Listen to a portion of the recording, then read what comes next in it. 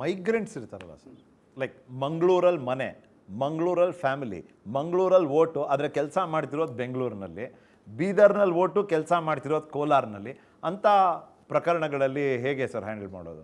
ಈಗ ಅವ್ರಿಗೆ ಒಂದೇ ಒಂದು ಓಟಿದ್ದರೆ ಅವರು ಅವ್ರು ಹಂಗೆ ನಾನು ಮೊದಲೇ ಹೇಳಿದಂಗೆ ಯಾವುದೋ ಮತದಾರ ಪರವಾಗಿ ಅವರ adult member of the family sign ಮಾಡಬಹುದು. ಅಲ್ಲಿ ಎಲ್ಲಿ ಅವರ ಅಡ್ರೆಸ್ ನಮ್ಮ ಮತದಾರ ಪಟ್ಟಿಯಲ್ಲಿ ಅವರ ಅಡ್ರೆಸ್ ಎಲ್ಲಿದೆ ಅಲ್ಲಿಗೆ ಇನ್ವಿಟೇಷನ್ ಫಾರ್ಮ್ ಹೋಗುತ್ತದೆ.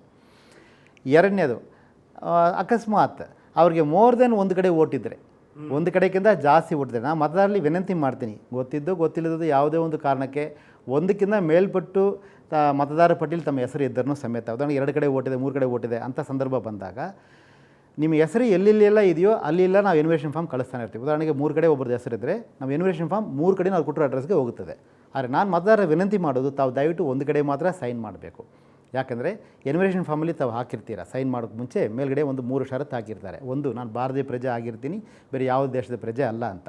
ಎರಡನೇದು, ನಾನು ಒಂದು ಕಡೆ ಮಾತ್ರ ಹೆಸರಿಟ್ಕೊಂಡಿದ್ದೀನಿ, ಬೇರೆ ಯಾವ ಕಡೆ ಇಲ್ಲ ಅಂತ. ಮೂರನೇದು, as per representation of people act section 31 ಪ್ರಕಾರ ನಾನು ಏನೋ ತಪ್ಪು ಮಾಹಿತಿ ಕೊಟ್ಟರೆ ಶಿಕ್ಷೆಗೆ ಒಳಗಾಗ್ತೀನಿ ಅಂತ ತಾವು ಬರೆದು ಕೊಟ್ಟಿರ್ತೀರ. ಅದು ಒಂದಕ್ಕಿಂತ ಮೇಲ್ಪಟ್ಟು ಓಟ್ ಇಟ್ಟುಕೊಳ್ಳೋದು ಶಿಕ್ಷಕ ಅಪರಾಧ ಆಗಿರುತ್ತದೆ. ದಯವಿಟ್ಟು ಮತದಾರ ಹಂಗೆ ಯಾವುದು ಮಾಡಬಾರ್ದು. ತಮಗೆ ಅಕಸ್ಮಾತ್ ಒಂದಕ್ಕಿಂತ ಮೇಲ್ಪಟ್ಟು ಕಡೆ ಓಟ್ ಇದ್ದರೂ ಸಮೇತ kindly please sign only in one place. ಎಲ್ಲಿ ಇಟ್ಟುಕೊಳ್ಳೋದೆಂಬುದು ತಾವೇ ತೀರ್ಮಾನ ಮಾಡ್ಬೋದು, ನಾವು ತೀರ್ಮಾನ ಮಾಡೋಕ್ಕಾಗಲ್ಲ. ಮತದಾರರ ಕುರಿತ ಯಾವುದೇ ಒಂದು ವಿಚಾರವನ್ನು ಅಧಿಕಾರಿಗಳು ತೀರ್ಮಾನ ಮಾಡೋಕ್ಕಾಗಲ್ಲ. ತಮ್ಮ ಹೆಸರು ಹೆಂಗಿರಬೇಕು ಮತ್ತು ಡೇಟ್ ಆಫ್ ಬರ್ತ್ ಯಾವುದು, ಇದೆಲ್ಲನೂ ತಾವೇ ಸೈನ್ ಮಾಡಿದ ಆರ್ಡರ್ ಪ್ರಕಾರ ಡಿಕ್ಲರೇಷನ್ ಪ್ರಕಾರ ತೊಗೊಳ್ತೀವಿ ಹೊರತು ಅಧಿಕಾರಿ ಮಾಡೋಕ್ಕೆ ಬರಲ್ಲ. ಸರ್, ಪ್ರಕಾಶ್ ರಾಜ್ದು 4 ಸ್ಟೇಟಲ್ಲೇ ಇದ್ಬಿಡ್ತು ಸರ್. ನಾನು ಆಫ್ ಟ್ರ್ಯಾಕ್ ಸರ್ ಕೇಳ್ತಿರೋದು.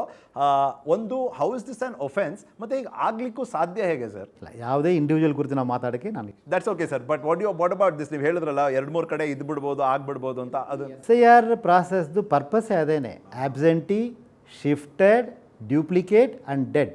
What are the complaints on our in sense anomalies in the electoral ಬಗ್ಗೆ ಏನೇನಿದೆ ಅಂತ ಜನಗೆ ಮೇಜರ್ ಅಭಿಪ್ರಾಯ ಇದೆ ಅಂತ ಕೇಳಿದರೆ, ಕೆಲವರು ಅಲ್ಲಿ ಊರಲ್ಲೇ ಇಲ್ಲ, ಅವ್ರ ಹೆಸರು ಇದೆ, ಕೆಲವರು ಶಿಫ್ಟ್ ಆಗಿ ಭಾಳ ಸಮಯ ಆಗಿಬಿಟ್ಟಿದೆ, ಅವ್ರು ಇಲ್ಲೂ ಇಟ್ಕೊಂಡು ಅವ್ರು ಇಟ್ಕೊಂಡಿದ್ದಾರೆ, ಡೂಪ್ಲಿಕೇಟ್, 2 ಕಡೆ 3 ಕಡೆ ಹೆಸರಿದೆ, ತೀರ್ಕೊಂಡು ಸುಮಾರು ವರ್ಷ ಆದಮೇಲೆ ಅವ್ರ ಹೆಸರನ್ನು ಮುಂದುವರಿತಾನೆ ಇದೆ.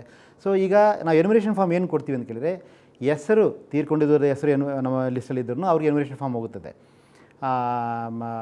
ಡೂಪ್ಲಿಕೇಟ್ ಇದ್ರೂ ಹೋಗುತ್ತದೆ. ಸೊ ನಾವು ರಿಕ್ವೆಸ್ಟ್ ಮಾಡೋದು, ಯಾವ್ಯಾವುದು ಫಾರ್ಮ್ ಸೈನ್ ಮಾಡಿ ವಾಪಸ್ ಬರ್ತದೆ ಅವ್ರ ಹೆಸರು ನಮ್ಮ ಡ್ರಾಫ್ಟ್ ರೋಲಲ್ಲಿ ಇರ್ತದೆ.